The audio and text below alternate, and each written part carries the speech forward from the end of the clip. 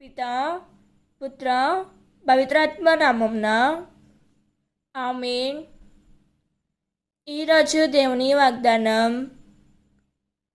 పన్నిద్దరిలో ఒకడుగు యూదా ఇస్కారియోతు ప్రధానార్చకుల యుద్ధకేగి వారితో, నేను ఆయనను మీకు అప్పగించిన ఎడల మీరు నాకు ఏమిత్తురు అని అడిగెను. వారు అతనికి 30 వెండి నాణెములను ఇచ్చిరి.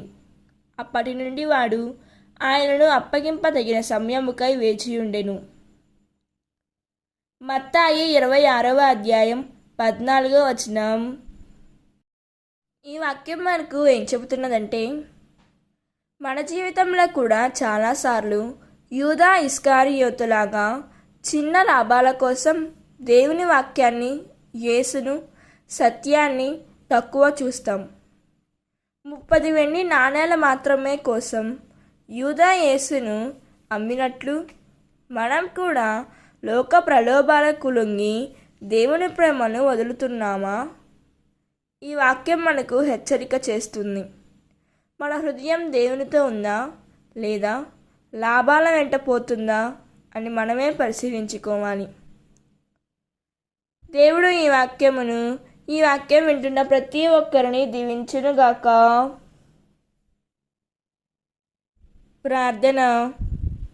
ప్రియమైన తండ్రి దేవా, యూదా చేసిన తప్పును చూసి మా హృదయాలను కదిలించుము.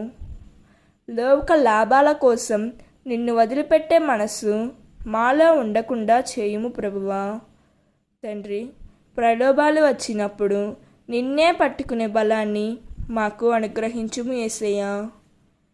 నిజమైన ప్రేమతో, విశ్వాసంతో నిన్ను అనుసరించే జీవితం మాకు ఇవ్వమని యేసుక్రీస్తు నామములో అడిగి వేడుకుంటున్నాం తండ్రి. ఆమేన్.